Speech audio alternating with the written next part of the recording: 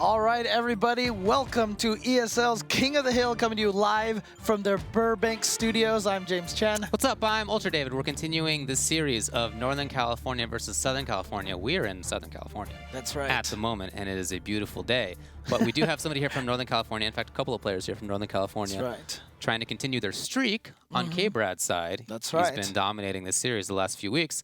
But also, we have a new person from Northern California trying to both beat the SoCal person and interrupt KBrad's streak. That's right, and it's going to be Nacer from Northern California. Just a really strong player there. A very kind of erratic Ryu play, although I heard he might be using other characters here. We'll see what happens for today. with that. So, yeah.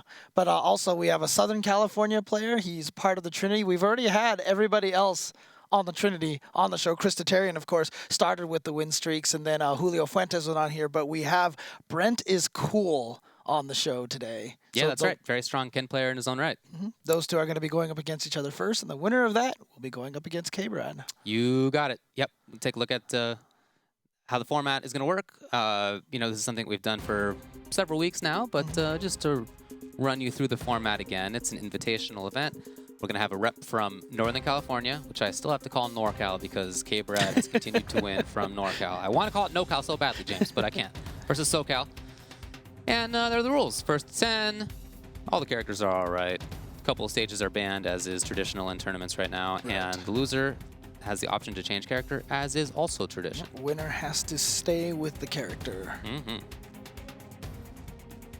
And once again, if you remember, as I mentioned earlier, that the way that it's going to work out is that the first two players are going to play against each other. You can see right there, Brenttiscool on the top right and Nacer on the top left there. Significantly more blue than in real life. And you can also see right there that KBrad right under Nacer has that little crown next to him. Yeah. He is the current champion. He sure is. Yeah, so Amakashi is his gamer tag. Going to be playing as Nacer, which is his real name. And Brenttiscool is the gamer tag, but Brent is like his actual name as well. All right. And a winner of that will play against KBrad. Yeah, and the winner of every week is going to get is also going to win some prizes from Controller Chaos, as well as some money as well.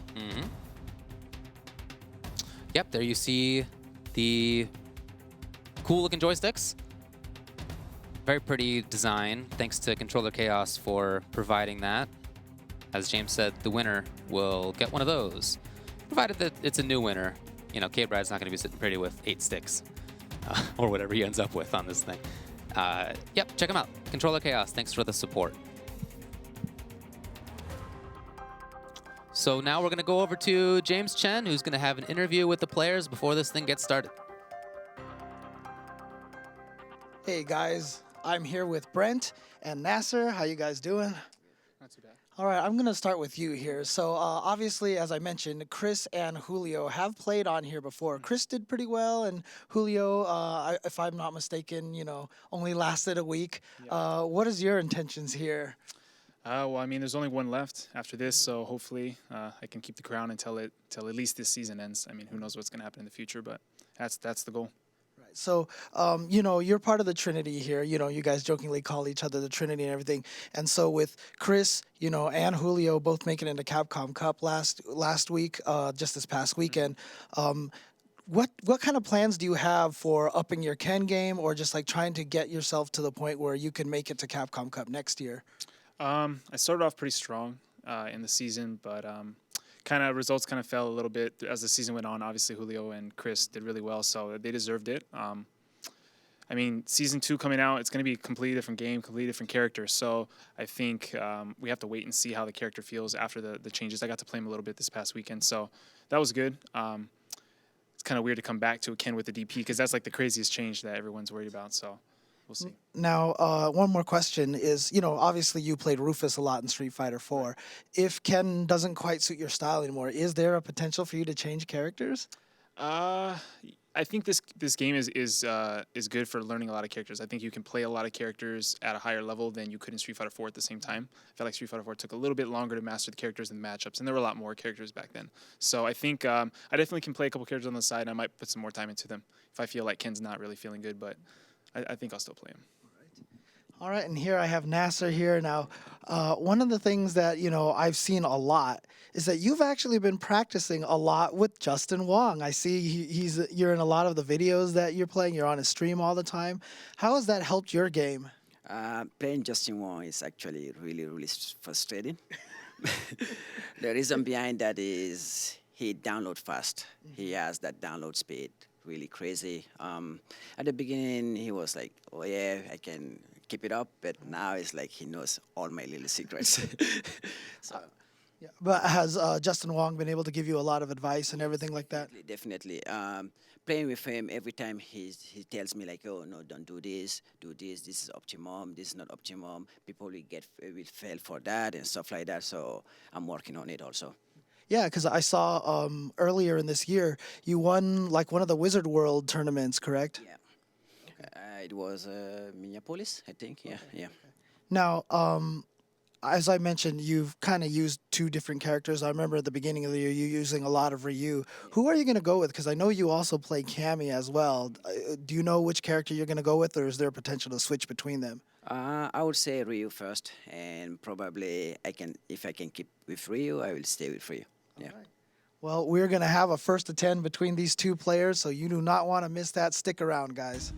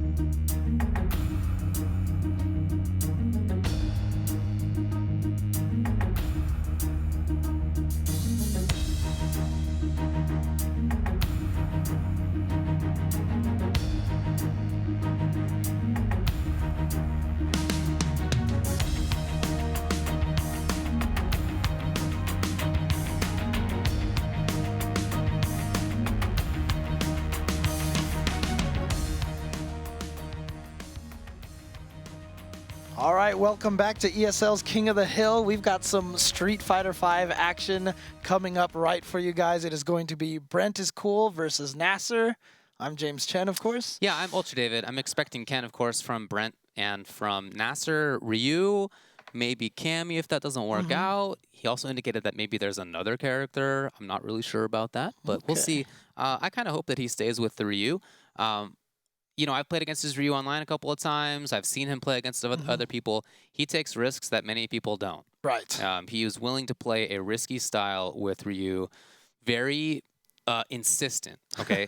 And when I played him online and he hits me with random dragon punches, I felt like an idiot. I felt bad. But then I saw him play against Justin Wong, and he also hit Justin Wong with those, and I felt like, okay, all right, fine. There's something here. There's something here. Yeah. He is a strong player, but it is an unconventional style. Right, and of course he is going up against Brenttiscool, who is a very strong Ken player. As he mentioned, you know, started the year off with some great results. He got top 8 at final round at the first, That's right. at one of the first premier events, and you know the results kind of dropped off off a little bit as it went on, but again, look, only 32 players can make it, right? So it's not easy getting into the Capcom Cup. Right. And he's been a strong player, consistent player, doing really well at all the Wednesday night fights, which is not an easy weekly to do well at consistently. So yeah, exactly. Yeah, he is definitely a strong player.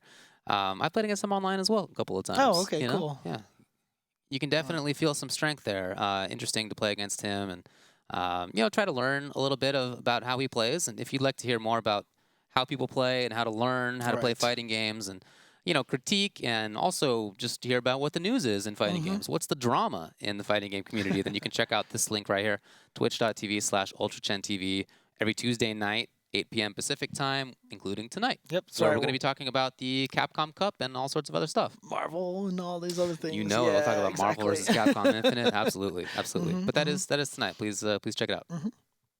And also, shout outs to Addis, who has provided the Zowie monitors here that were BenQ monitors. Zowie by BenQ. Yeah, and these monitors, I mean, I feel like I see them at all the fighting game events now. So definitely one of the nicest and best monitors. Very little lag time on there, so definitely want to check those out. Yep, that is the important point for sure.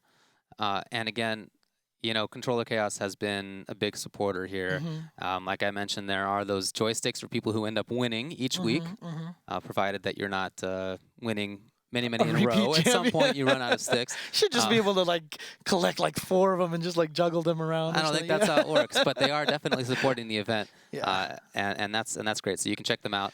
And if you follow Controller Chaos and you also follow ESL SF, you yourself will have a chance to win one of those pretty joysticks. So make sure that you do that. Yep, that's right. But yep, our players are situated and ready to go. They're going to go against each other. As we said, we mentioned it's probably going to start off with Ken from Brent.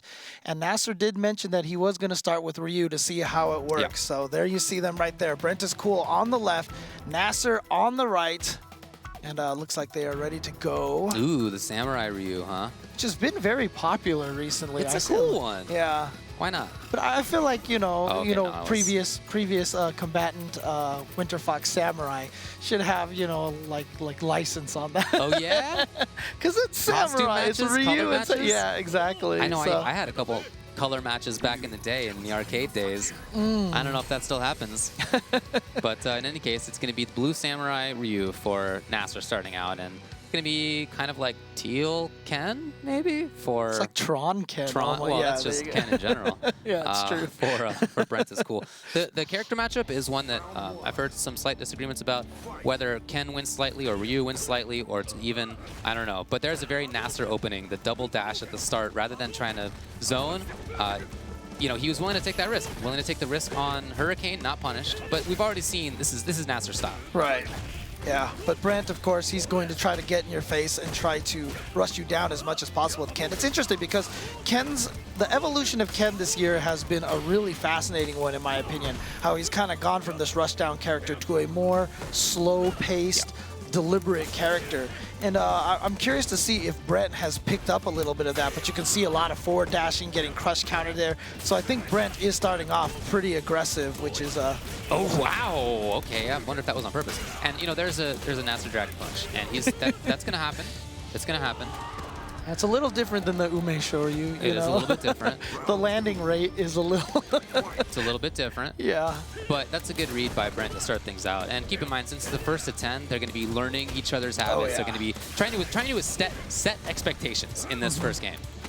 All right, good throw here. So Brent trying to push Nacer into the corner. Yeah, you see a lot There of you go. forward dashes and then an uppercut in the middle of poke strings. Yeah, that is definitely something Nacer is very capable of. Oh, no run cancel off of that sweep. When I've played against Brent, I feel like he's more willing to play the distance game as Ken, and then to come in with runs. So rather than with other players looking for hold on. See if he takes this one. Yeah, okay. Still maintaining corner. Nacer intent on getting away. Okay, nice sweep there for Nacer. Oh, look at them steering each other down for Yeah, just I a love little the second. patience. Yeah. There's no reason for Brent to move and be crazy about it. Yeah. Oh, hold on though, Nacer. Oh, the big beat. yeah. That was the jump OS tech, anti-jump OS tech. Oh, great block. Yeah, too but far too for a far punish. for anything.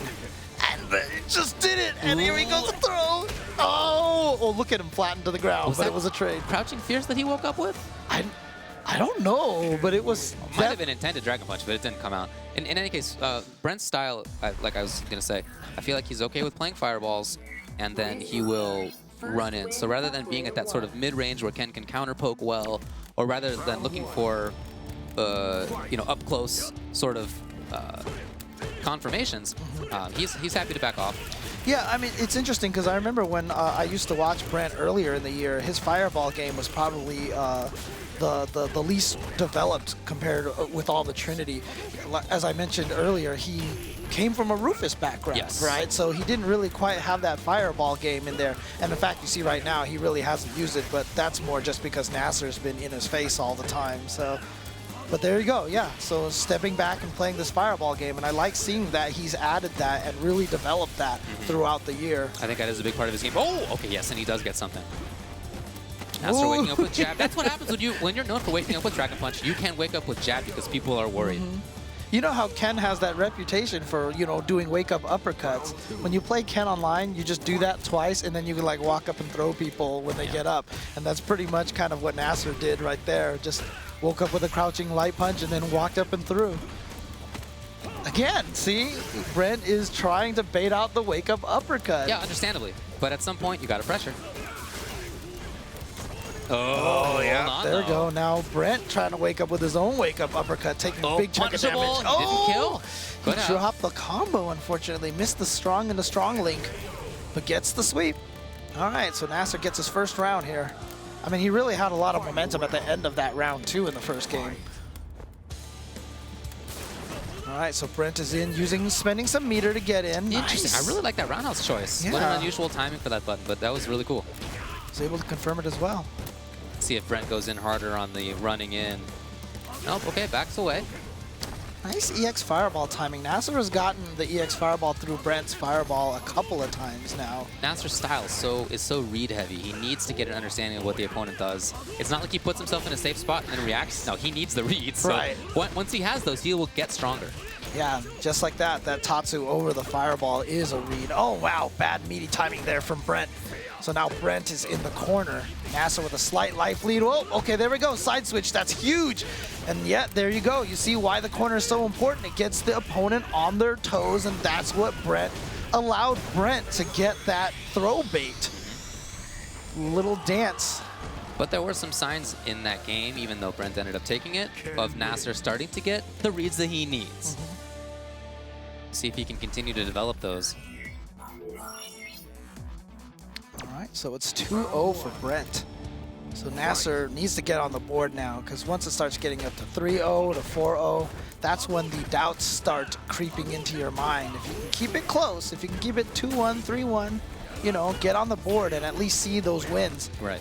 That helps a lot, especially in these long sets. That's the nice thing, is long sets allow you to adjust, but they also allow you to get buried. And once you start getting buried, then, like I said, the doubt starts creeping in. Well, right now, Nacer's playing is great. Oh, wow, a sweep. Okay. Nacer tries to back off. Not all the way, though. Here's Brent. This is what Ken can do. Oh, it just goes right there. Oh, misses his uppercut. Anti-air. Yeah, Yes. beautiful. Oh, but there's Nacer! The Nacer showed you. That's what we'll call that.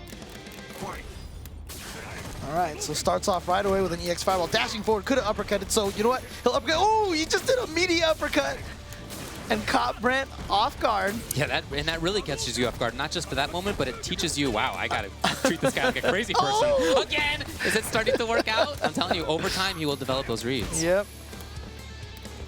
And like you said, the more crazy you play, the more fear you put into your opponent, and all of a sudden, if they can't adjust to it properly, they keep getting hit by those things. Too far. Yeah. That counter hit crouch medium punch from Ken has that tendency to push them too far away. That's punishable. Beautiful. All right, so can Nacer get on the board this time? Still has the opportunity, but unfortunately put himself into the corner because Nacer had walked forward. And Nacer gets the anti-air. He is on the board now. It is 2-1. You know, you mentioned needing to go up in the games here. You don't want to get caught too far behind. But in fact, last week, if you recall, Sal was down 6 games to 1 and ended up taking winning the whole that. thing in the final game. Right. So it's certainly possible even if you're down. But right now, the way Nacer played that, Brent needs to make some big changes to stay on this thing. Right. And that's the hardest thing. If Nacer can keep mixing between those uppercuts and then going for throws on his wake up, that'll cause a lot of frustration in the opponent. Yes. And part of the frustration of playing against Nacer is that you know he's a strong player, but he's still doing these things that you associate with weaker players. Right. And you're kind of like trying to figure that out in your mind. Oh, there it is. He got one bait, no, but then he Brent. drops the combo. Oh, beautiful autocorrect uppercut. Here it is. Advantage frame. No, but Nacer pokes through. Oh, I Tried think to he tried to counter. up, yeah, at the last second. That's Not the gonna penalty. happen. There's the penalty for that. Oh, did you try to uppercut? No, sorry, too slow. You've just lost 20% of your life. All Yeah. right. That's cannon V trigger. Yep. Definitely a very scary, potent V trigger. So there are these long stretches that Nacer will go through of playing solidly, right? Of not doing anything crazy, standing there, playing good footsies, and then all of a sudden he'll whiff a button and then Dragon Punches, which he just did a little bit ago. And it's, like I said, just hard to square those two things in your mind when you're playing against him. Right. Well, that one was not a random one. He saw that Brent was stuck in the delay, so that uppercut was well counter. But now Brent, look at this pressure that he's applying. He's really trying to get Nacer to hang himself with some frame traps. But Nacer now, that's like the third or fourth time we've seen him tatsu over a fireball successfully. So that is definitely one of the strengths that Ryu is going to have in this matchup against Ken, is to shut down that fireball game in that situation. Oh, that was a really strong punish. Yeah. Excellent punish Oh from my. Brent. Gorgeous. Yeah, right into the critical art. That's going to take it. So Brent is going to go up 3-1 now. Yeah, that was really strong stuff. Yeah, I mean, I'm trying to think here, and all the, I know this is the 7th week here in the 6 weeks. How do we know what the SoCal versus NorCal record is at this point? I'd have to think. I have to go back and think about it. So Yes, yes. Do you mean with KBrad or without KBrad? well, not counting the I see. the final match, The you know. individual matchups. Yeah, I'm the- not sure, the but first I'm sure we can matches check here. on that. yeah. So now Nacer Okay. pressuring the corner. Oh no! He believed there was going to be a Dragon Punch. There's his own! Yeah, he tried to walk away to get out of Ken's throw range, but he didn't walk far enough. Got tossed anyway. Oh, just accidentally dashes right into the jump attack. Again. Yeah, the Brent grab. was trying to bait the wake-up uppercut with that fake step kick, Absolutely. and then wake-up throw from Nacer. And that little 50-50 that Nacer is playing, Dragon Punch or throw on wake-up, is going to cause, as long as he can keep that buried. Oh, gosh. Again, he tried to get the reaction in time. Again, nope. Very great on Brent, though, to realize the distance that Tatsu hit, to know that he could just probably only land a stand or crouching roundhouse, and Right. yeah, got the crouching roundhouse for the win. But you can see what I'm talking about, right? With that Ken style, he's either far away or he uses one of Ken's mobility tools to get right up close. It's not really the mid-range poke. All right, close to stun now. Yep, and Ken's V reversal, one of the Overhead, fastest. Of course, Super is coming on deck. There is Brent. Nice work. So he did make some of those changes. Now, he's still getting hit by Dragon Punch or not. But that's something that you're just going to have to accept playing against Nacer. You're going to get hit sometimes. Don't get caught off guard. Don't get forced into changing your style. Just understand, you know, it is a 50-50 more or less. And sometimes it's going to work, sometimes it's not. You still have the pressure. If not, you let him go.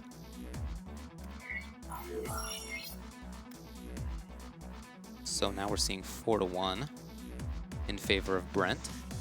Yeah, Nacer looks like he's taking a little bit of time to think about it, but it just goes right back. Hasn't decided to try to switch over to Cammy. I don't or really think that anything that's the important point. Like I said, he's such a read-based player that I feel like Right. that, like the character choice, of course, is part of it, but not as big a deal as many other people. There was that Tatsu attempt to try to catch the fireball, didn't quite get it. Tried to bait a wake-up uppercut from Brent. Not gonna happen there. Oh, nice, throws him right back in. A great expectation. Oh, and he's gonna get the punish, but that was a little too far for the crouching medium kick. Couldn't quite reach. Very unfortunate for Nacer. He had the right read, just the distancing wasn't optimal for him. Uh-oh. Oh, what a good confirm, Brent. Now, maybe one hit away from doing it. Let's see what he gets. Oh, Oh, interesting. yeah. Okay, there you go.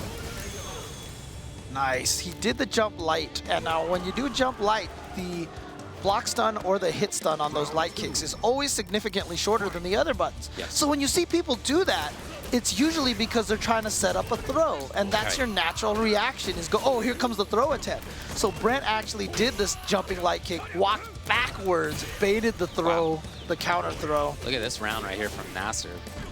Didn't spend bark. Might have been able to kill, but didn't. Yeah, Now wants Brent, to save that meter, looks sure, like. why not? Brent's really fishing for some activation.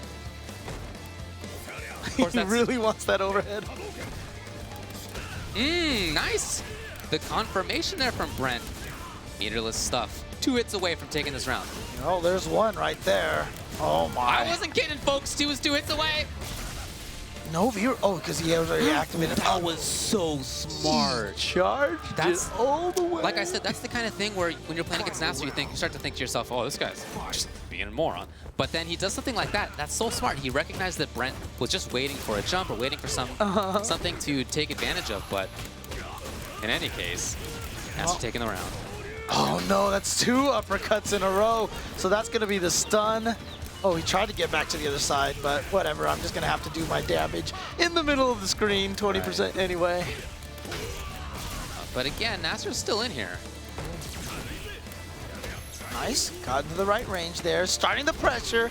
Gets the throw. And yeah, he has all that critical art there. Like, if that had connected, that would have been a good 40%. Oh, but the thunder kick I thought from Brent downtown. played that really well. Even though he got hit by the guard-breaking Denjin in the previous round, still in those moments where he was staring down with Nacer, he didn't move, and he was willing to just take the grab. Because look, if you have a major life lead, your opponent has trigger, you know that if they hit you, it's going to be a bad situation. Right. So you'd much rather just get thrown, and he showed some discipline. I thought that was really good. Oh, didn't quite get the confirm off of the Fierce into run. Nacer now. Yeah, you can... The interesting thing is, so this is such a contrast to what we saw from Samurai earlier on King of the Hill. Such a different style. He played so further back, like he played very reactive, like trying to get you to do stuff and take advantage of your offense and your mistakes. But Nacer here, I mean, if you just watch around, watch how many times he forward dashes. He's very active. He is constantly trying to forward dash in your face. Wow, got him. Not quite stunned yet. Look at the wake-up sweep with no V-trigger cancel. And again, there you see Brent just waiting it out. Yeah. Oh, good block and a great punish. Not quite enough to kill, and he gets him with the overhead finally this time. Great range on that, too. Yeah, just maximum range on that overhead. Beautiful from Nacer. Great spacing, distancing there. But yeah, you can see when they're playing this footsie game here, it's almost like they're playing the same character because they're both kind of playing this footsie and then trying to forward dash into each other. It's a very unusual way for Ryu to be played, but he definitely can have success in that style. But it definitely suits Ken a little bit more than it does Ryu, and you can see right here, Ken with that damage output. When Street Fighter V first came out, it seemed like Ryu could play that brawler style, right? That rushdown style. As the game has gone on, it doesn't really seem like that's the case. If you watch very successful Ryus, they're a little bit more reserved. Yeah, in fact, Daigo tried that. There were some tournaments where he specifically on purpose played brawler Ryu and tried to be really offensive. Then he played really defensive Ryu, and he just wanted to see what felt more comfortable, what was more successful, and he did settle on the defensive Ryu.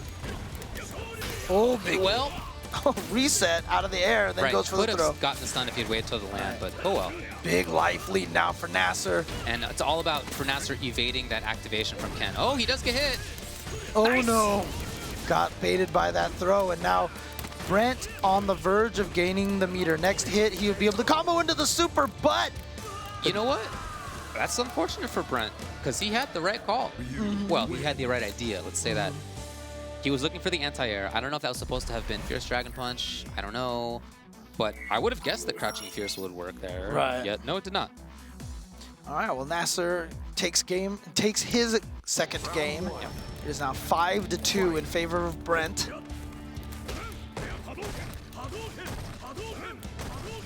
Yep, Brent playing kind of a keep away game right now, starting it very slowly. And it's interesting because, like I said, usually, you know, Kens do try to figure out their way in, but he kind of doesn't really have to do that because Nacer kind of puts himself there. I suppose that's true, yeah. Oh, no! Oh, he was going for cutesiness. Yeah, but it seemed like he might have been able to take it anyway. And I feel like if there's anybody you don't want to go for cutesy against, it's Nacer, because you just don't know what he's going to do. It's if you can win without getting into those situations, then that seems like it's better to me. But all right, Brent takes the round. Ooh, runs in, uses the V-skill run to throw in, to get in for the throw, but then a wake-up uppercut again from You see Nacer. how patient Brent is being as he gets up now? He's doing almost nothing. He's just taking grabs. That's something that Nacer really has to see. Yeah, that's And he's just blocking. That's the interesting thing. You know, we talked about if Nacer can keep doing this wake-up uppercut or wake-up throw mix-up. Oh, that was beautiful. Yeah, if he can keep that pretty inconsistent, it could be frustrating for Brent. However, if Brent ends up blocking enough of those and then meeting you when you don't decide to do either of those options enough, then it becomes a reverse problem. Now you're confused on your wake up, like he's blocking enough of my uppercuts. When I'm landing them, I'm not discouraging him enough. Yeah, the problem with playing a 50-50 heavy style is that it's a 50-50. And that means that you're putting yourself at best 50% odds. So sometimes there's, in fact, half the time it's not going to work out. Yeah, and weirdly enough, the 50-50 I don't feel like is in actually Nacer's favor, even though it is a 50-50, just because the amount of damage that can be dealt. If Nacer gets a wake-up uppercut, he does this little damage. If Ken gets you, then he just drains 25% of your life and corner carries. I hear you. Oh, Wow, fireball! Very interesting adaptation to what had been happening. You know, in many situations there, they had stared each other down. Brent had just blocked. Nacer had done Denjin, but no, now Brent is taking advantage of it in a different way. You see what I mean about Brent blocking every time as he gets up? There's nothing else. That's something that Nacer really has to pay attention to. get some meaty throws going in there, yeah. Absolutely. Again. Yeah, just walked up and backed up. He's trying to bait uppercuts from Brent so badly now. And he's only gone for the throws after the jump attack. That's definitely a pattern that we've seen. Jump light and throw, and then when he goes for the meaty, nothing. Okay, Get out of what there. he goes for. Yeah, no Again, throw I'm again. telling you, there needs to be a change in recognition. There of it that. is, okay. Oh, what a tech. Perfect timing by Brent. He had been so patient. Yeah, I do like the fact, oh, he still was able to confirm that late in the roundhouse. Is this going to be enough? No, not quite. But Brent still right there. Goes for the overhead, it trades. Oh, it's still anybody's round. They're both hoping the other one jumps. I was just going to say, they were both clearly looking for that. I felt that they were both clearly looking for the other person to jump, but unfortunately Brent did.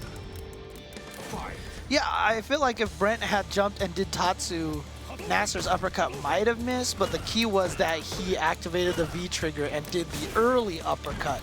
So he was able to catch him out of the top of the jump instead. So that was really nicely done by Nacer, that V trigger activation. Oh, yeah, there was that crouch fierce that we saw earlier, that we saw lose earlier. So now a chance for pressure. Oh, Unfortunately, this missed time. that. Anti-air was not there. Brent gets the pressure. Very light. Nothing really. Okay. Here comes Nacer now. Backs off. I feel like he thinks that he's taught Brent what to do, but I just don't think that's the case. Right. Maybe just a little bit of accidental pattern play from him. Oh, yes, it landed. A chance. Overhead is not enough. Oh, and he threw one too many fireballs, and Brent is gonna get in with the Air EX Tatsu, and you see the frustration, exasperation on Nacer's face. Part of the problem as well is that it's not just the 50-50 gameplay, it's the fact that he's in those situations. So if it were the case that he was dominating the neutral and rarely getting knocked down, maybe that is okay, but he is getting knocked down a lot, and that means that he's more often in these 50-50s, which means, yeah, you know, there's a chance that he will win some of those, but since it's, you know, you're gonna lose half the time, to be in those situations more often than not is a bad news for him. So there's a lot less control on his side. like Brent playing back, but good stuff there from Nacer. Gets in there with the Tatsu. Okay, Link standing, medium punch, counter hit into EX Fireball. Very interesting. All right, Scott. Okay, goes for the throw. Like I said, I feel like the throws. Okay, worked out. I feel like the throws from Nacer always seem to come after a jump attack. Okay. It's jump light in the throw, jump fierce in the throw. Okay. And a couple of times he has gone for meaty throw to Brent's credit, he has done the jump throw OS to escape it a bunch of times. Oh no, that time he just got tossed. Yeah, right now what I feel like the biggest hole is that Nacer is not taking advantage of his knockdowns as well as Brent has been taking advantage of his. I do think that's true, but like I said, I think another big part of this is that Brent is more consistently getting the knockdowns in the first place. Yes. Yep, there's one right there. You know, to his credit, Nacer did go for jumping into frame trap, but Brent blocked correctly. So Brent has had the right call on defense a lot of the time. Oh, he went for the mini throw, didn't reach, but he's going to be able to combo off of that V-trigger. Yeah. Oh, no. Brent now pressuring. Still plus. Oh, he did go for the roundhouse. Just finished it. Oh, and then the frame trap. You saw him walk up, throw out that crouching medium punch, got Nacer to touch a button or whiff a throw.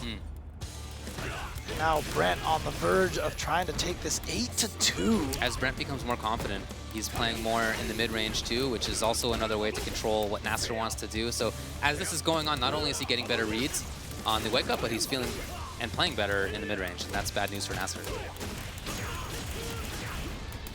Oh no. You're right about the, look at this, look at that, is that stun? Oh, yeah. Because of the Dragon Punch, look at this red. It's not going to be a lot of damage here on the post-stun combo, obviously. Oh, okay. Oh, but Brent knew he was going to go for a mix-up. So he did the wake-up up. He did the landing uppercut. What a great call from Brent. Well, it's looking tough for Nacer.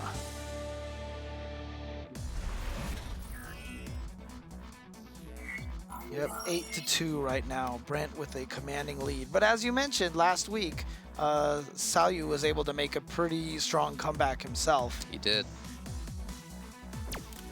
All right, back into it. Nacer's gonna probably go with Ryu the whole entire way. Oh, wow, well, he's really trying to establish that. But like I said, as Brent's side, and I love that crouching jab, that's a sign that he's not going to be dissuaded from doing what he wants to do. Yeah, again, he's just playing his game. He feels like over time, that's going to be better for him, and I think he probably is right about that. All right, thrown into the corner. Wake up light punch. I love it. But we're seeing a lot more activity. I mean, you know, Nacer's been playing actively this whole time, but even more in this round so far. Look at this. Very insistent, very pressure heavy, very movement heavy. Oh boy. Oh boy. One more mix up for Brent. Oh, he tried to do the same one. Jump light kick and then walk backwards, bait the throw. Wow, he has life lead now and he's gonna take it. I feel like that guy with the broom back there looks almost kind of like Brent. Really? All right, let's see. I've never seen it before. A little. Maybe. We're never going to see him again. We're going to be in the right corner. No, there's Nacer.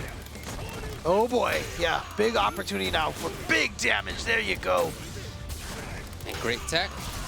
So here's stun, maybe? No, too early. Oh, wow, made it worked. through. You know, I've seen that EXDP from that range only hit the first time and not the second, but there you go. Nice. Okay, gets the toss. Oh, see, he should have just went for it again. Yeah. Brent knows that he can block. Yes. 90% of the time on wake up, and if he gets thrown every once in a while, it's just like, okay, sure, no problem. Just throw me that one. Oh, jeez, Brent. Yeah, I mean, honestly, when he gets thrown, he's like, well, that was your one throw. You're not going to throw again on my wake up for the next, like, 6 times, so I can just keep blocking. Nacer just hasn't been giving Brent enough reasons to not block on his wake up. Even if you just tagged him with a couple of overheads if you wanted to. Oh, is Nacer just going to go try a different character? I mean... I guess at this point you might as well, but I just don't think that that really is the issue. Yeah. Agreed. But you might as well. Yeah, like I said, I feel like right now it's just Nacer just hasn't... He hasn't been able to get Brent to believe his stories. You know, Nacer hasn't been telling any convincing stories right now. Agreed. I think that's a good way to put it. Ultimately, that is what fighting games are about. It's a conversation with your opponent. Where you're doing nothing but telling lies. Sometimes you tell lies, sometimes you bluff, Right. sometimes you gotta tell the truth. Okay, he just goes back to Ryu. Okay. But different costume. No more samurai Ryu. Like I said, I just don't really think character choice is the issue. I agree. But we'll see if maybe this time away from playing has, you know, given him a little bit more time to think. Don't forget the winner of this will go on to play the current reigning champion, who is KBrad, who has been winning for about 2 or 3 weeks now, if I'm not mistaken. 3 weeks, okay. Ooh.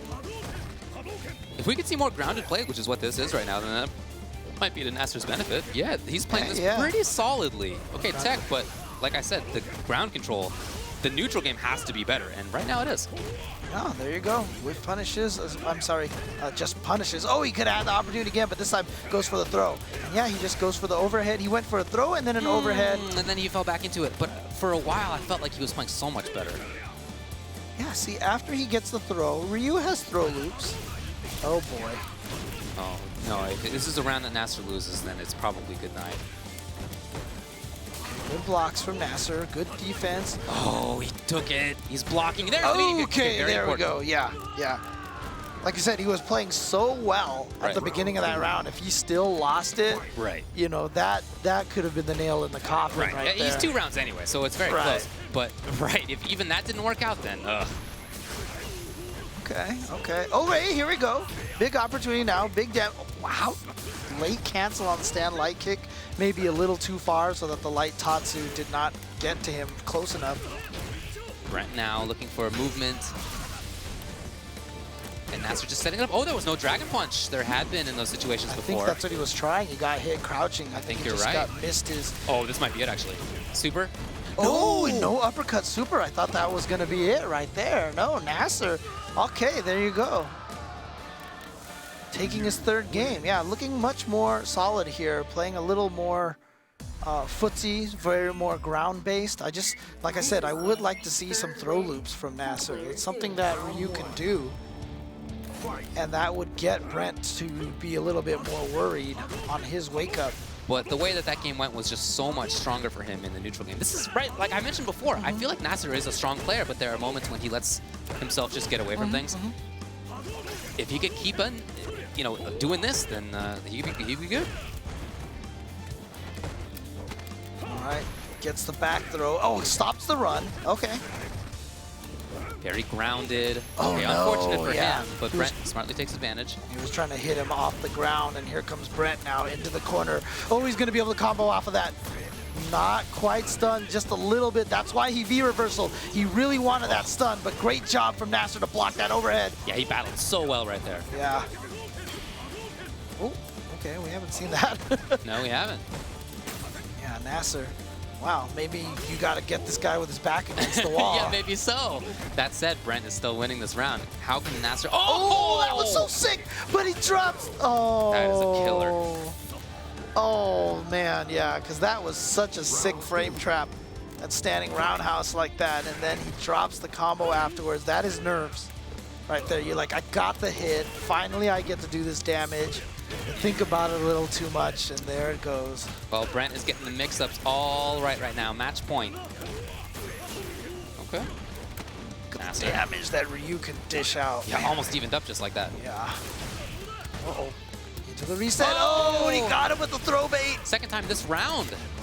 Okay, wake up light punch. He's going to be able to combo off of that. Nacer trying to stay alive. Oh, no, that was definitely an execution error, and it might have cost him, and it does.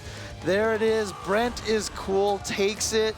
He is your champion for this week, and he is the one who will be going up against Mr. Kenneth Bradley. At the end there, Nacer recognized that, you know, clearly Brent was going for activation, tried to backdash, and he did. He was outside of it, of something that Brent whiffed that was intended to go into V-trigger.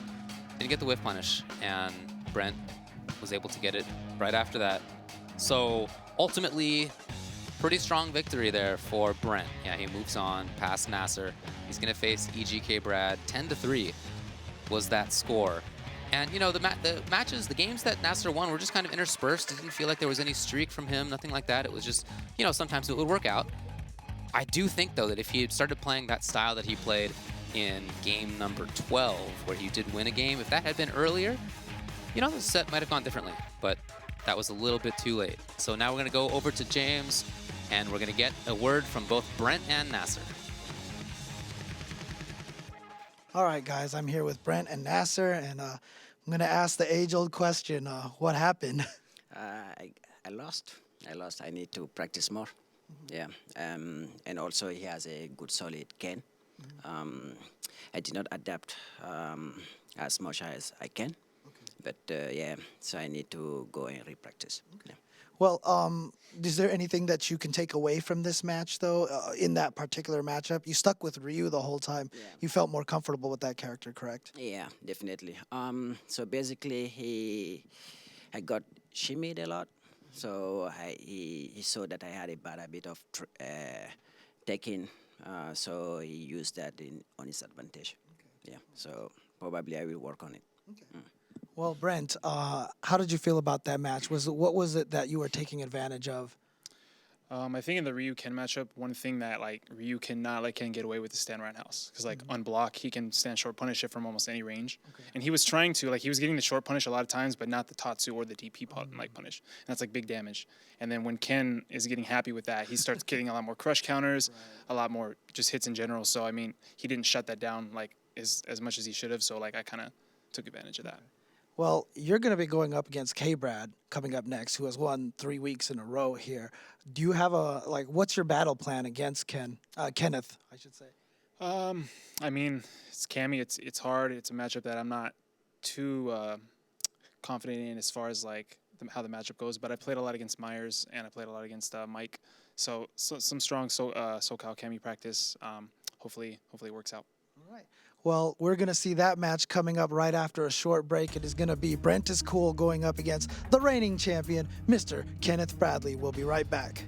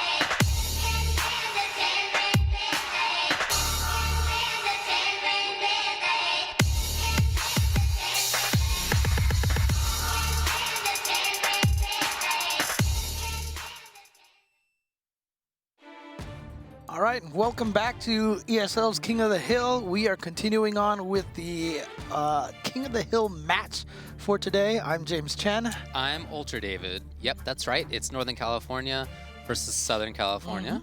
Of course, Northern California represented by KBrad, who's won this thing a few weeks in a row. Yes. And now is threatening to continue that. Brenttiscool from Southern California is trying to stop him. That's right. So, as you mentioned, KBrad been winning 3 in a row now. And not only just winning 3 in a row, but winning them pretty solidly as well. Yeah, you know, a couple of times it seemed like the opponent might start figuring things out, but each time KBrad makes the adjustment that he needs to. Look, this is somebody who just beat Daigo Umehara, one of the all-time legends in fighting games, at Capcom Cup this past weekend. So we're dealing with an extremely top-level player. But you know what? The way that Brent beat Nacer was convincing enough that I believe that he's capable of anything. That was very strong. I really liked how he understood. He got a read on a lot of what Nacer was wanting to do, which is a big part of playing against him. But on top of that, I liked how he really broke it down and said, for example, like Nacer wasn't challenging or punishing Stan Roundhouse enough from Ken, and that allowed Brent to open things up in a way that he wouldn't have otherwise. So he was paying attention enough to the strategy and mid-range of it to have his eye on all of that. Right. Well, I mean, one of the things that we did, we mentioned was like Street Fighter is about telling stories, right? Telling your opponent, lies or bluffs or anything like that, and convincing them to do what you want them to do. I feel like KBrad is definitely one of the best at doing that, and so let's see how Brent is going to react to that. Right. So, KBrad. Well, I guess we'll talk about that in a bit. But of course, it's an invitational event. We do have Northern California versus Southern California here. KBrad trying to defend his title, having returned from last week. And first to 10. It's going to be a first to 10. Whoever wins 10 first will take the thing. And anybody can play any character they want. Beach and training stages are banned because they disrupt things a little bit. And the loser has the option to change character, although I don't expect that to happen here. So, you mentioned KBrad and his ability to understand or tell people stories. To me, one of the big successes of KBrad's style is that he doesn't need to get involved in that as much. He's playing enough patient, grounded games that he doesn't really need to. He has enough hit confirms. His reactions are strong enough that he can see a hit and go right into the special, well, in a way that's not risky. So I feel like his success is in large part because he can sort of avoid some of the things that other people want to go through. Of course, ultimately, it can come down to whether you guess right when you're attacking your opponent or not, right? Or whether they're attacking you, like, of course, things like that. Right. Something that people have to deal with regardless of what the rest of their game is about. But I do think that he does a good job of just playing this sort of clean game that doesn't require a whole lot of risk. Right. Yeah, and one thing is I do feel like Cammy does really well in this matchup. However, 900 health character against a character who can dish out damage like Ken can be dangerous. So any little mistake can cost a lot of life for Cammy. But you know what? Let's see how this is going to play out between the two players. You can see right there, Brent defeated Nacer, and now he's going to be going up against KBrad. And this is going to be a pretty crazy match. Yeah, like I said, I'm really looking forward to seeing how these two styles match up, and looking forward to seeing what they talk about. I did think that Brent had a really quick understanding. I mean, he clearly came in to the Nacer match with an understanding of what he was looking for. So I feel like that's probably going to be the case here. But let's go over to James and see if he has any thoughts on that. All right, I'm here once again with Brent and, of course, with last week's champion, KBrad. So I talked to you a little bit earlier. You said you've practiced a little bit against Cammy. How do you feel the matchup does go, in your opinion? I think on paper, Cammy wins. Not by a lot. I mean, this game is all about momentum and comebacks, and any character can make it happen at any time. But, I mean, if both players are playing patient and solid, I think Cammy slightly has the edge. And you said that you just practiced a little bit against, Alex as well as Michael now, right? How do those matches usually go when you play against him? Against Myers, this past weekend we went pretty even, but we haven't really played a lot in tournaments, so I don't really have stats like that for him. But against Mike, I mean, he plays Vega most of the time, but his Cammy's solid, and he really annoys me with the way he plays. And I think that's how you're learning, when you're getting really annoyed and, like, you can kind of deal with it. Yeah. Well, how much have you actually studied KBrad's play? Well, I've seen him play. Obviously, he played Chris and at a couple tournaments, and he's played Julio as well, and he's done really well against them. So I know he's offensive, and I'm going to try to just have strong defense. All right. Well, Mr. Kenneth Bradley, you are currently in 3 weeks. You started in the first block. We're in the second block here. Do you have every intention to just go all the way through and take this whole entire set of 4 weeks? I'm not sure, man. It all like the beginning is always super scary because I'll lose or it'll be really close at the beginning, and it's always off of something crazy. I'm like, how am I giving away games like this? So, and Ken steals games a lot, you know. So it's like once he hit confirms into V trigger, then I'm like, all right, now what's the next guess? And then if I guess wrong, then I'm pretty much dead because I have 900 health. So I have 2 guesses. So I'm like, okay, this will go either way, but I think that 10 games, I should be able to figure it out. So hopefully I'll be able to get past this week. I can't even think of next week. I got to think of this week right here, you know. All right. Well, how was your experience versus Ken? Do you get a chance to practice against a lot of different Kens? Well, so I played Julio a lot before Capcom Cup because at first he was supposed to play Kazunoko, right? So that's what happened. And then the brackets changed. He had to play Yukadon. So I played to help him in the Kami match. And then just online and stuff like that. It's not necessarily about practicing a lot against Ken. It's about you have to just know once, like, just stay away from him. Don't let him hit confirm into V trigger. Just make sure he block, and then maybe you could take a throw. Maybe you can jump OS tech. You could do a couple of things, but I just can't get hit twice. If I get hit twice, then it's over. All right, well, there you have it. We're going to see how this match is going to play out between these two players. Again, it is going to be a 1st to 10. Most likely going to be Ken Kami the entire way. Stick around, guys. We're going to start that match very soon.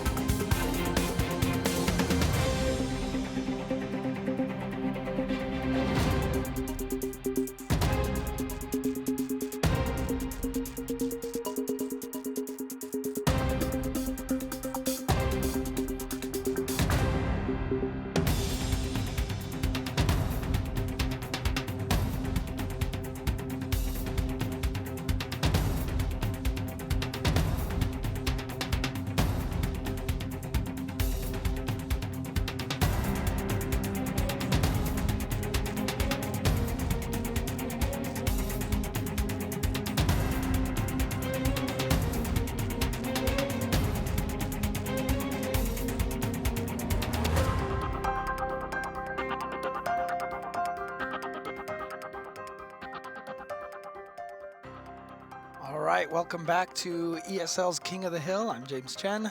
Hey, I'm Ultra David. Thanks for joining us again. We're going to have pretty shortly KBrad versus Brenttiscool. What do you think about the Ken Kami matchup? They briefly addressed it. What are your thoughts? You know what? I honestly feel like it's a pretty even match. Because Okay. I just feel like Kami can control the neutral pretty well, and she just definitely has much better footsie tools than Ken has, right? But again, that's kind of overridden by the fact that she has low health and Ken can just, I mean, like if you block one uppercut, she's dead. she's gonna lose a ton of damage. So there's kind of a risky aspect to that. You have to go in, right? Everybody has to go in. The character Kami is about getting the frame traps up close. She's very good at that. She's very good at building gray damage and pressuring well. But yeah, if Ken does guess right on his offense or on his defense, even if he has V-Trigger, stocked up, his Dragon Punch can be hundreds of damage. Right. It can take off a third of her life. So I see that risk. But yeah, I think you're right that in the mid-range, I like a lot of Cammy's options. Yeah, it's going to be really interesting here because this could potentially K-Brad's 4th week in a row, which is kind of funny because, I guess he counts as NorCal now. This rivalry, of course, has been going on for decades long. I Yeah. mean, since the beginning of time. Since Two the and a beginning half of Street, decades. yeah, 2.5 decades. Since Street Fighter 2 began, it was Tomo Ohira versus Thomas Osaki, back in Street Who Fighter was 2 who? days. Who Tomo Ohira was SoCal. Okay. Thomas Osaki was NorCal. Okay. And these guys went up against each other. It has lasted forever. It went to the Wolf Brothers with Jason Nelson as well as being one of the strongest. Jason Cole up in NorCal and down Yeah, he here. was NorCal. Yeah, Cole. Jason Cole previously was NorCal. Right, right. And now, and then of course back then you had guys like Mike Watson, Jeff Schaefer. This you is had SoCal. this is all these great SoCal players, and I really honestly do feel like this rivalry is one of the reasons why California has been so strong. It's just because these guys, like, there's just no point in time you wanted to let the other half of California get better. Like it's always been a driving force. Right. We've always had these NorCal SoCal rivalries at all the Southern California regionals, at NorCal regionals. They always hold like this 3v3 or first Sure. 5v5 or something like that. And it's so important. And it's really cool now because we are seeing this new crop of people doing, trying to defend the turf, right? So we Yeah. have Nacer, for example, Brenttiscool here this week. And then, we had Sayu last week, example. Like it's these are a lot of these younger players, and they're really, to me, it's cool to see that they're carrying this forward, that this rivalry will never go away. I know it was a big part of my background in fighting games too. I'm from Southern California, but I went to college up in Northern California. Okay. So I began playing fighting games in Northern California when I was at school. And there were people who thought that I was NorCal, that I was from NorCal. And when I later moved back down south and was representing Southern California at like some tournament, they thought that I had betrayed them. They were upset about it. But no. I even though I had started playing in NorCal, I've always been SoCal. But there's always been that, the two sides of it for me because I learned how to play up there. I would come back down south and play in Family Fun Arcade or something. But that was a big part of things for me. So I've been able to watch this rivalry over the last 15 years from both Northern California sides and from Southern California sides, and it's still going strong. It's really cool to see. It's cool. So from from firsthand, you've been able to see why SoCal is way better. You got it, buddy. Yep. No, I was kidding. But in any case, you know what? One of the things that we do here in SoCal is, of course, Ultra Chen TV. That is the two of us, as well as Tasty Steve and Sajam. We do that we stream all the time on our channel, but we stream every Tuesday night for the Tuesday show where we talk about stuff that's going on, talk about tournament results, analyze things, talk about the latest drama in the community and stuff. But we have a lot of content also on our YouTube channel as well, which is youtube.com/UltraChenTV. Lots of educational stuff there. Yeah, check it out in just under 4 hours because we're going to be talking about Capcom Cup, which just happened the past weekend. We're going to wrap that up for you. That's right. And if you're watching and you'd like to also play something, or I guess you can watch on them as well. You check out monitors by Zowie by BenQ, brought to us by Addis. An important part of playing well is making sure that you don't have much lag on your monitor, and these are some great options for that. Yeah, definitely. They are used consistently in all the tournaments now, so we know tournament tested, tournament approved. You got it. There you go. And of course, the winners of this tournament will get, provided they haven't already been a champion, will get a free Controller Chaos. And you too can also get a free Controller Chaos if you follow Controller Chaos on Twitter as well as ESL SF. Follow both of those and you will be given a chance to win these really, really nice controllers with customized artwork. Really beautiful stuff. Alrighty, well, the players are ready to go. Let's head over to check them out. KBrad versus Brenttiscool. Again, Cammy versus Ken. Yep, and of course, as you saw earlier, Brenttiscool on the left, and KBrad, who you've been seeing for the past 3 weeks, on the right. Ooh, nice Cammy color. I like the blue. Oh yeah? She has a red hat at least, so I'll co-sign. I'll co-sign.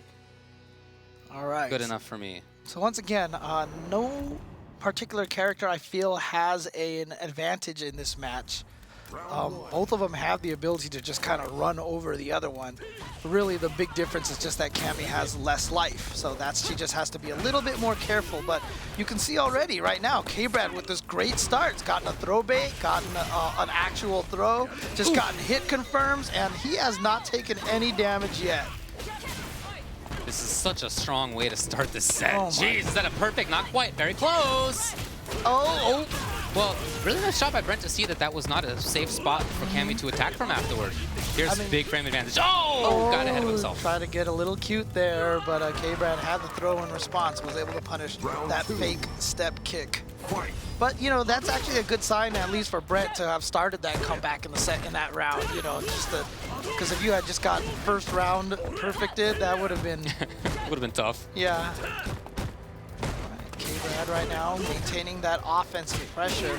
And it's interesting because KBrad is really, really good at playing patiently, but then when he gets in on you, his mix-up at close range is better than most Cammys. Yeah, he has great understanding of when people like to press buttons, and like I said, reactions are a big part of this. He hit confirms. If he finds a hit, he doesn't need to take the risk. Oh, okay. Okay, Brent now getting his throw bait. He's a hit away from doing this. That might be it, James. Yes. He didn't even need the second uppercut. That jab uppercut was enough to take that round right there. And there you see right there the life differential between the two characters. That's what we were talking about. Sure, Cammy might dominate the mid-range. She even might dominate pressure, but she cannot get hit. Yep. So far, seeing pretty much what I've expected out of this match here. Some super domination, great hit confirms from KBrad. Great rush down, and then got hit one time, and then that was it. Well, Brent kind of let Cammy get in there a little bit. Ooh, yeah, that's probably not going to quite do it, but very so close. Yeah. Okay, so what did we talk about in that Nacer matchup? That Brent blocked a lot, and I really just didn't feel like Nacer threw enough. Okay. And you see right here how that's changed drastically here. KBrad has gone for 2 pokes in the throw, 1 poke in the throw, no pokes in the throw. And that's really going to set the tone in this match. That's what's going to make it really hard for Brent to stay calm on his wake up, on his defensive position. Oh, wow, and KBrad goes... Did you see how far he walked forward? I did. He just kept going and going, and then stand medium punch. That's gutsy stuff. Oh, here we go. Big damage. Oh, jeez. Again, Cammy can win many of these situations, but she can't get hit more than a couple of times. Yeah, life just melted away there. I mean, she really is probably the closest thing to a glass cannon in this game right now. Yeah. You know, previous games, obviously, there's been Seth and Akuma. Of course, Akuma's coming back. But for now, in this version, Cammy is pretty much the closest thing to that casement glass cannon. Pressuring now. This is all going really well for him. But Cammy activating and the follow-up. Too far, though. Brenttiscool playing so patiently well. She's very short. Yeah, KBrad also sitting on a lot of meat. Oh, wow. Did you see that whiff meaty in the throw? Such good patience by Brent. He did not get... well, almost stunned. Very close. Okay, frame advantage. But buttons from Cammy? Buttons from KBrad? Well, it was slightly delayed. It was delayed, for sure, but still. Ken is, I think, +9 after that. He's very advantaged. Maybe Brent was trying to bait him into something, maybe walk forward, back, or something like that, but with a jab. Oh my god! Let's just land with a crouching fierce. I like how KBrad and other Cammys too have brought that more into their game as SF5 has evolved. It's basically her version of the Karen stand roundhouse. You know, that's the button that I feel like Karen has an advantage over against Cammy, but if Cammy can utilize that crouch fierce well. Oh, big damage available. Yeah. Trigger and super. Will he spend? Yeah, just trigger. Super's still there. Yeah. Oh, that's it right there. KBrad going up 2-0. Like I said as well, that KBrad has dominated most of these matches for the past month. Yes. I asked him if he has plans to run this whole thing. Modestly said, I don't want to think ahead, but KBrad is definitely looking like he can make himself all the way through this one and into the third block as well. Why not? Okay, ooh. In there. I really like this sequence. This is looking good, Brent. KBrad finding his seam. Now he can pressure. The thing about KBrad too is that he's confident enough in the mid-range that he doesn't need to be up close. He can play that neutral game much better than most people. All right, great. That's exactly what I'm yeah, talking look at that about. whip punish Exactly. right So there. he can afford to take his time.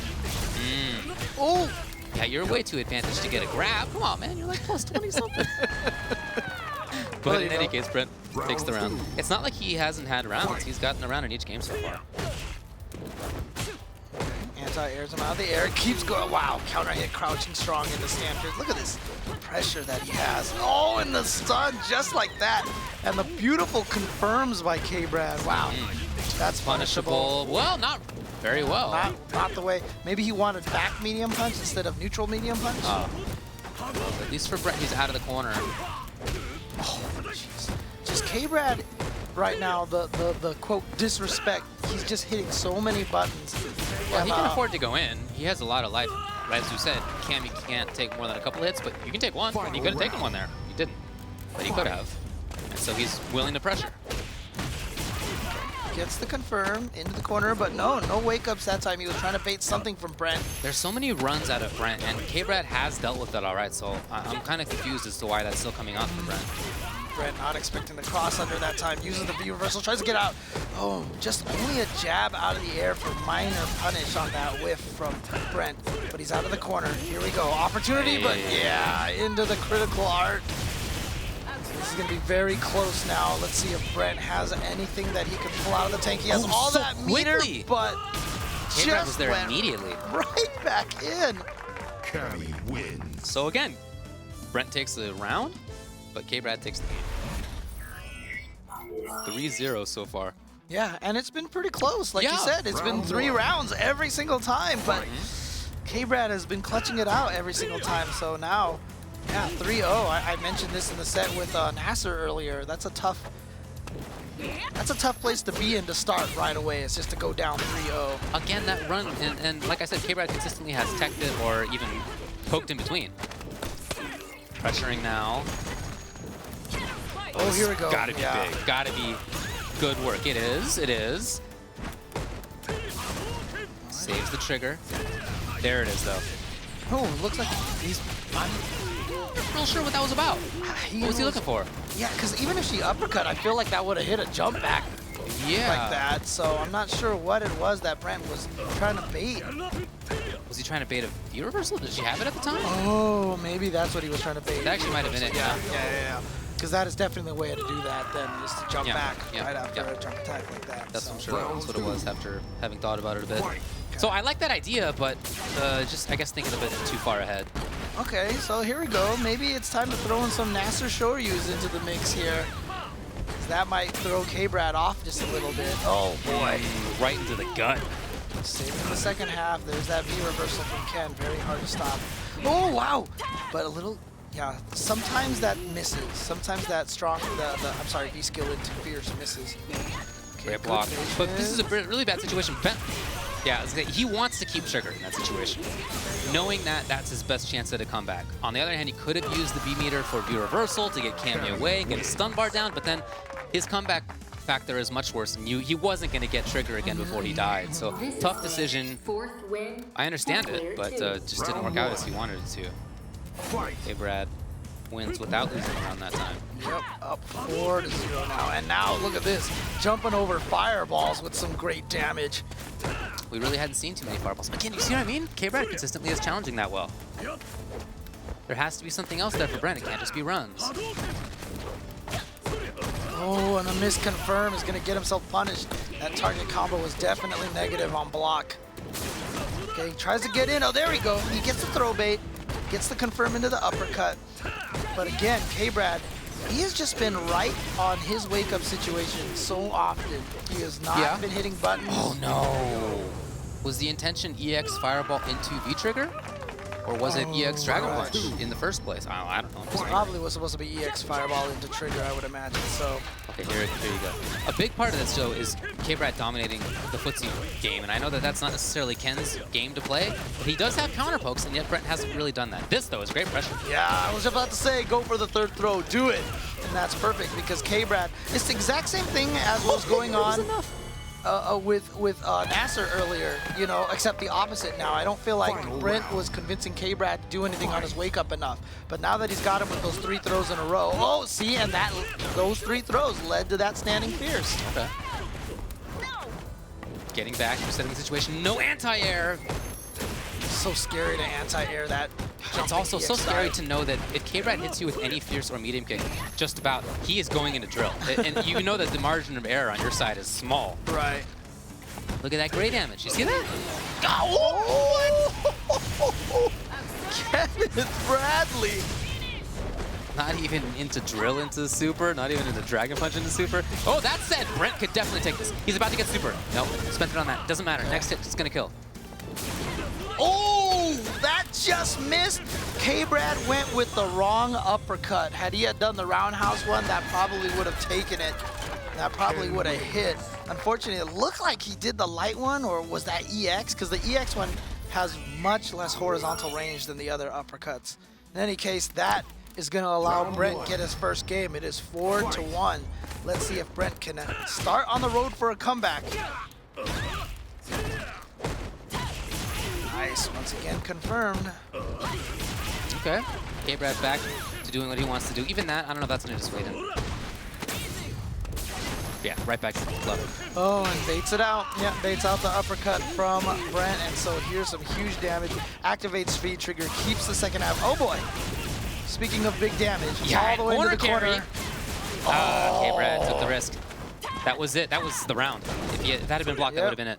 That was only the second time I feel like he's done wake up uppercuts. So again, KBrad is just doing a really good job using that just very sparingly to make it so that Brent logically can't try to bait it out too much. You know what I mean? Because KBrad's not doing it a lot, you're gonna miss a lot of opportunities by trying to bait that out. Oh, he stayed in the front. Right, that Brent was looking for the other side. That was V reversal, but it was baited, and KBrad got the grab. Oh boy. Yeah, that is a big drop because now.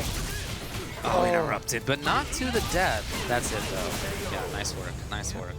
What can you say about really that nice other than right nice there. work? Yeah, low forward V trigger activation at that. Can only connect into the uppercut afterwards, but that's all it took for KBrad to go up 5-1 now. Fifth win for player Can you do super there instead? Yeah, you can do super. Okay, so Super is ridiculously fast. right.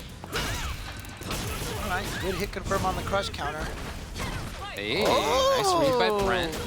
That's gonna be stun. Like I said, it's hard to bait that out from KBrad, but great stuff on Brent there to successfully do so. Nice work.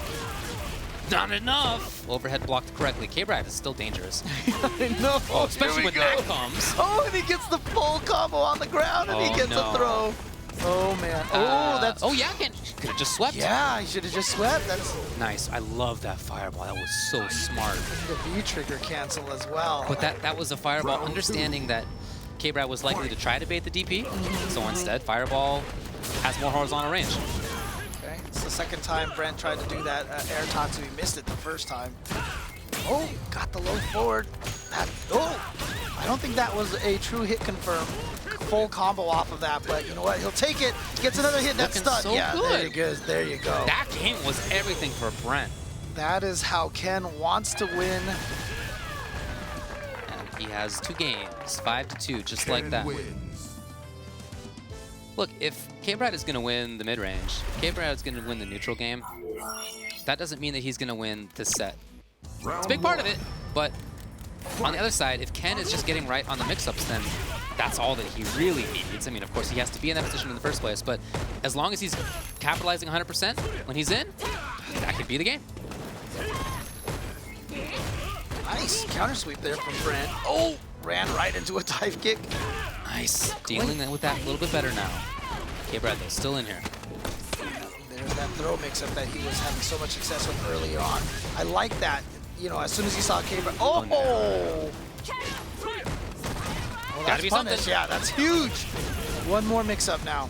Again, all Ken needs is to take advantage of opportunities like that. He can take any set. What a throw tech from KBrad. What a throw tech. And then he baits Brent into a throw tech. Wow, great defense. Turning it directly into offense. But that's the thing. When Brent went for that cross-up in the corner and KBrad blocked it, more likely there's going to be a throw afterwards because you want to re-corner the player. You know, once you're in that situation. Brent, so insistent on moving, and then as soon as he thought, okay, I better just hang out, KBrad goes in for the grab. That's such a good understanding of what his opponent's likely to do, and a great recovery round, and a great recovery game. Just like that, KBrad regains the momentum. All right. So game 8 going to KBrad. 6-2 now. Mm-hmm. Still definitely not out of range. I mean, we've seen some of those matches. That the last one that Brent won was very convincing. So if he can keep that going, and he's winning the neutral until right there with KBrad with the ridiculous whip punish. And there's that anti-dive kick fireball again. It's not always going to work.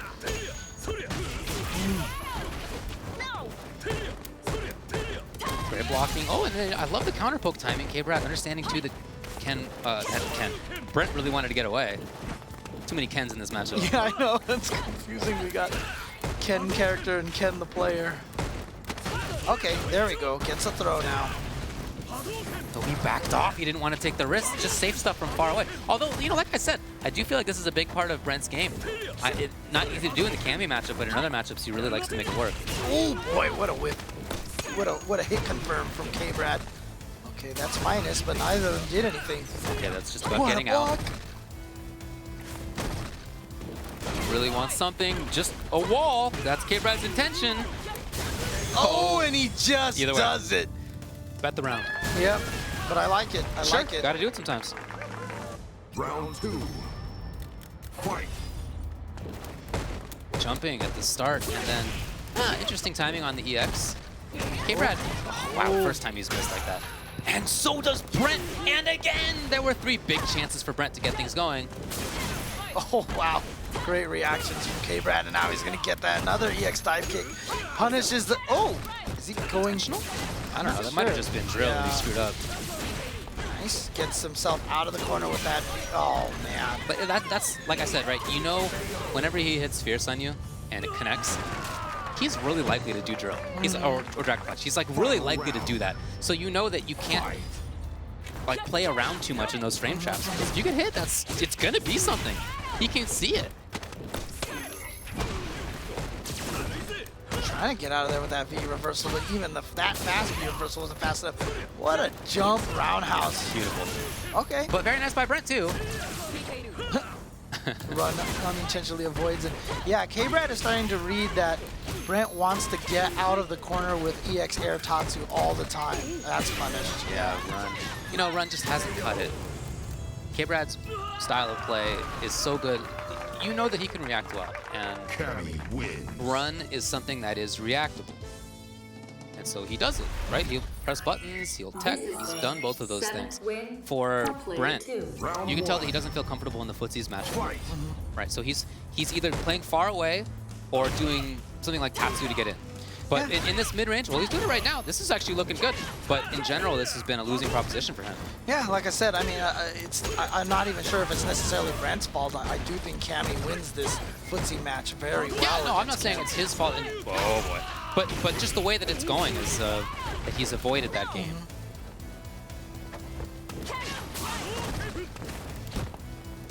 Just patience. Brent just wanting to get away. Oh, did you see that perfect wait, walk forward, and then crouching medium punch from KBrad. Perfect timing to get the counter hit. And very nice timing on the anti-air. Okay, in there. You see what I'm talking about? Any of those fierces could be the knockdown. Ridiculous. Yeah. Oh, and then he's gonna get in and gets the full link into target combo. That was kind of a situation like we were talking about last matchup, where Nacer had a great round, and we were like, oh, if he still loses this one, it would be, it would be painful. And that's exactly what I felt like just happened there for Brent. He had such a life lead. He was playing that ground game really well, had those stand roundhouses, and then KBrad took it anyway. Right. Oh, okay, nice. Here comes Brent now, and just like that, KBrad interrupting things, and not even in a traditional way. Jump into air EX. Nothing invincible about that, but he just had the right timing.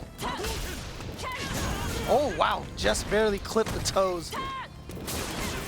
Again. He has such good expectations. Yeah, he's been ready for that all day. Like I said, this is somebody who just beat Daigo Umehara.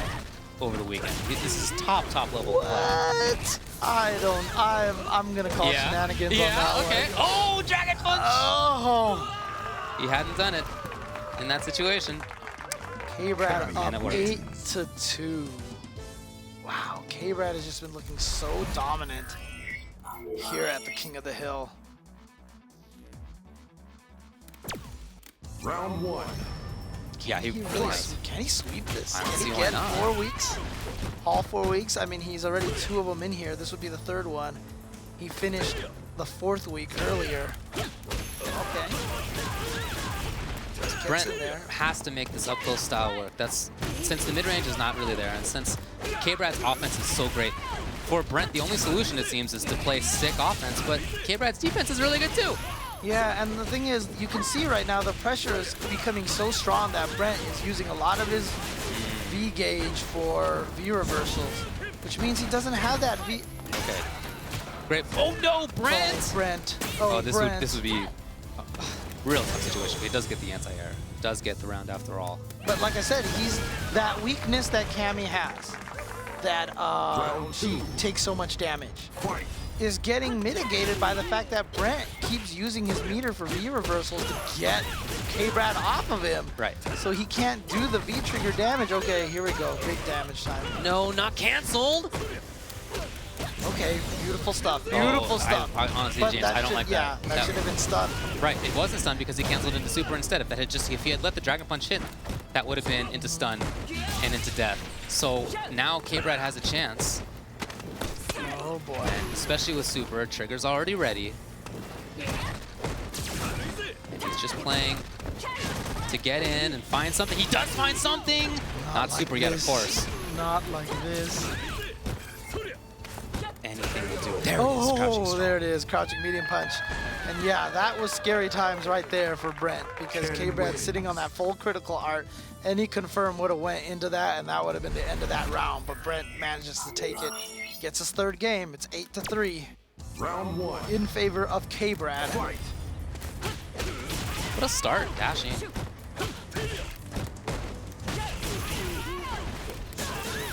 Okay. KBrad taking advantage. Keep in mind his Dragon Punch is from the previous game. That's going to be huge damage. And into the corner. That's such a good understanding that Brent was likely to back off. Wake up, jump. Look at his movement. No confirm there, very rare. Can't be 100%. Oh boy. Brenttiscool missing that air Tatsu. Oh, this can be big. Nice conversion. Yeah. That was max range for that. Same thing again. Wake up, jump. That is definitely something that I've seen Cammy players do before. Oh boy. Nice. Yeah, I've seen Cammy players do that a lot. In fact, I know Aliun was actually, that's actually something he did a lot in Street Fighter 4. He would just wake up an EX dive kick and it would catch you when, oh, how did that uppercut miss? But it did, and now he's gonna get an uppercut blocked. So bad start in this round here for Brent. Yeah, I'll say stun.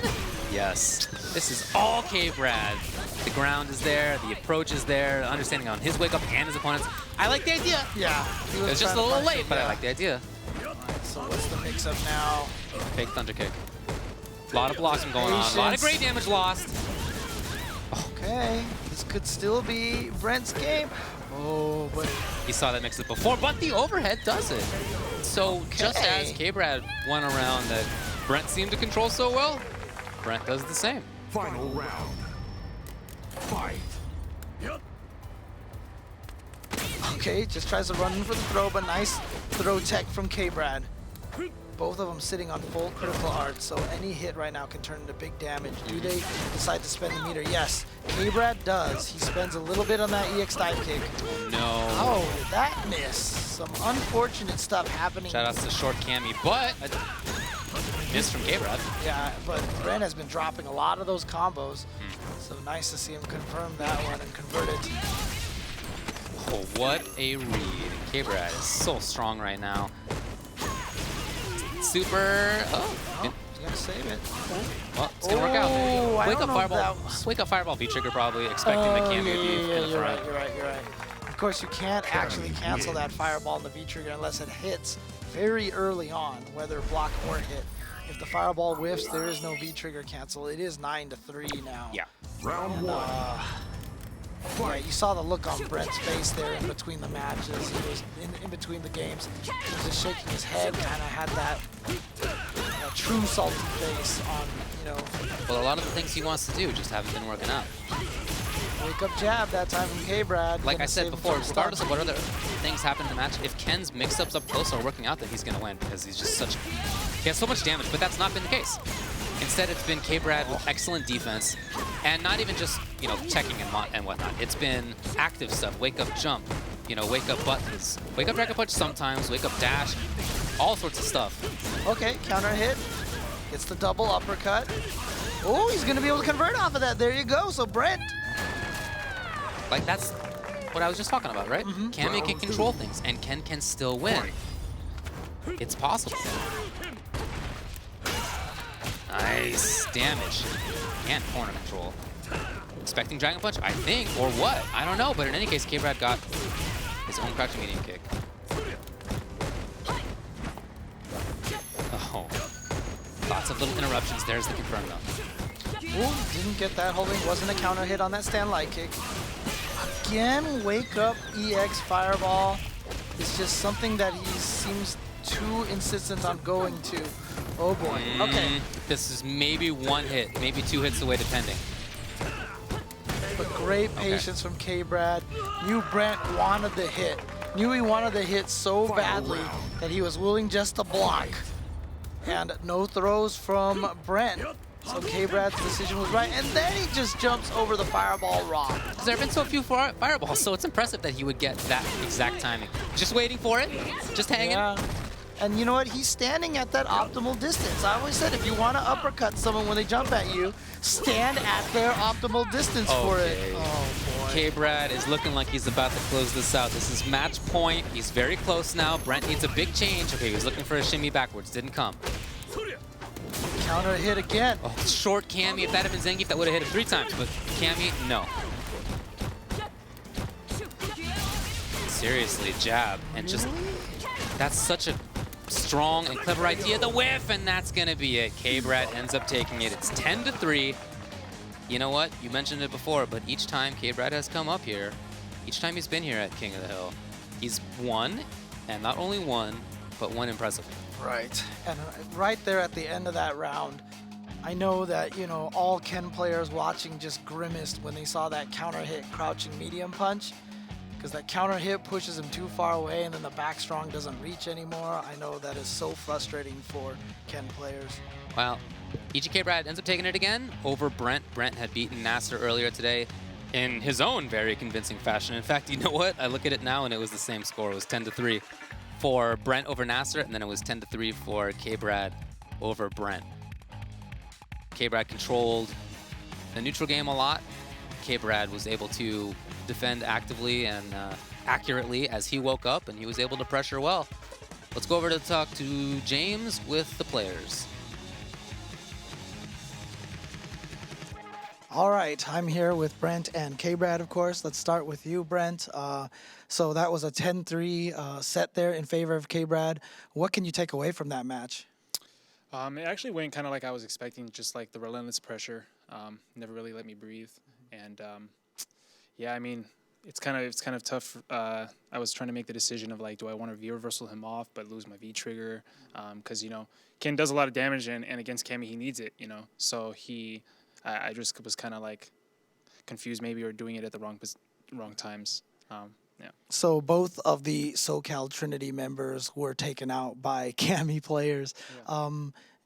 You mentioned you felt like the match was slightly in Cammy's favor. I mean, do you still feel that way, having gone up against KBrad here? Yeah, I mean, I think he definitely showed me exactly what I was thinking. I mean, I should have jumped back teched more. I've practiced it, but it's not instinct yet. Yeah. So I mean, that was big. His shimmies were on point. His confirms were on point. In the first to 10, I think he maybe did like 3 spiral arrows on block. So it's very hard to play against that when you can't fool them or can't bait them to put it out. So. All right. Well, here we're next to the now 4-time champion here for King of the Hill. What keeps you so consistent in these first to 10 sets? So in tournament, you can't really try certain things because you only get 2 games, right? Or even in 3 out of 5. In the first of 10, I started at the beginning. I was like, let me see if I rush down like heavily, if he'll burn his V reverse. That's all I was thinking in my head. I was like, let me see if he'll burn his V reversal, and then if he burns his V reversal, I'm gonna play that way the entire set. But then he wasn't burning it, and he was getting like when he had his V trigger, I was super scared. So I was like, no, I'm gonna just keep rushing in, dude. I need you to burn your V trigger. And then sometimes I got like baits. I got lucky baits where I backed off. Sometimes my guesses were right on if he would DP or if he wasn't DP. Then later towards the end of the set, like I was getting hit with more DP, so I was like, okay, let me relax. But I think it was I think what was killing Brent was the beginning. He would dash at me a lot, so I was just buffering low forward all day. So like even when he's nowhere near me, I'm just assuming the dash is coming. So I'm just buffering low forward drill, and that's where a lot of my offense started. So yeah, it was just that. So outside of that kind of offensive pressure, maybe dashing in a little bit too much, is there any other advice that you would give Brent in that particular matchup? I like that. Like if he was playing it like less buttons, because all I was doing was staying away from the roundhouse. I was like, because I think it was a sequence where every game I stuck out low forward and I got crush countered by roundhouse. So I was like, okay, I'm never gonna stick out low forward here. I'm gonna back up and I'm gonna try to whiff punish it every time. So like I think the roundhouse isn't really that good in that match. You know, I think for Ken the match has to be played super slow until you get your V trigger. I think that's just how it is. When I fight Momochi, it's like he plays super slow and then he gets the V trigger. Then he can like run his game. But he can't run his game too much because I win in the neutral for sure. Well, Cammy, she definitely wins in the neutral. Well, I mean, we just had Capcom Cup this weekend, a very successful event for the U.S. players. Obviously, we had grand finals, but, you know, also you sent Daigo to losers bracket first round, and that was you were down 0-2, and then you eventually took it 3-2. Is there anything about that match that you felt confident in, or what adjustment did you make after going down 0-2? I'm super confident in my offense because my offense is based off of Cammy is already super strong. Her offense is already really good, and then you put hit confirms into the equation, then it's like she's like unstoppable, you know. So she's already too good. And then he was DPing a lot in the first 2 games. So when I played him, I would try to do stand short mix-ups. So I would do stand short, low short, or stand short, throw or something like that. And he always DP'd. I got hit by every single one. So I was like, is he going to keep doing it? So I was like, no, it's Daigo. He's not going to keep doing it. So I was like, oh, he is going to keep doing it. So then I started blocking more. And then I was able to crush counter him, take him to the corner, and then have him guess a lot more. And then he tried to jump out of the corner a lot, and I was punishing that. For the most part, I just punished. I hit confirmed, and I punished his DPs. That's what changed. Well, now that you have won this week, and are you now looking forward to the next week and see if you could take this whole entire set of 4 weeks? Oh, that'd be sick. It's next week is the last week, right? Okay, yeah. I'm gonna make sure I practice a lot for next week so we can close it out. All right, cool. Well, thank you to both of the players. Really well done by both of you guys. Let's throw it back to David. Well, there you go. KBrad ends up champion again, king of the hill again, and Brent reclines in the couch, upset. Well, you can see who's coming up next week from Northern California. That's Pavocado on the left there. Pavo, a strong Mika player from Northern California, has had some success. Very fun to watch. A lot of cool ideas about how to play the character. So that'll be certainly fun to watch. But you'll also want to watch his opponent, Stupendous. Stupendous Zangief from Southern California. Okay. One of the best Zangiefs certainly in the country. And a really fun guy to watch. Just the way he plays, if you've seen him on Wednesday Night Fights or on his stream, he can play a very clever style of Zangief. It's a really fun style of Zangief to watch. He will take some risks, right? It's not just the grounded, patient Gief. It's a lot of fun. And so I think that matchup, Pavo and Gief, Stupendous Gief, that should be really interesting. You know, when the game first came out, Mika's thought that it's a terrible match. Gief beat Mika, but I don't think that's the case in the end. I think it's at least even, if not slight Mika advantage. So anyway, check it out. It's going to be a lot of fun. Yeah, it's going to be really interesting. You know, from the player standpoint as well, like you said, Stupendous, just kind of a crowd favorite. But I think they're both really fun to watch. Yeah, and Pavo is he's kind of a crazy guy. You know, back from Street Fighter 4, we used to play a lot of Balrog and such. So, you know, very, very aggressive kind of player.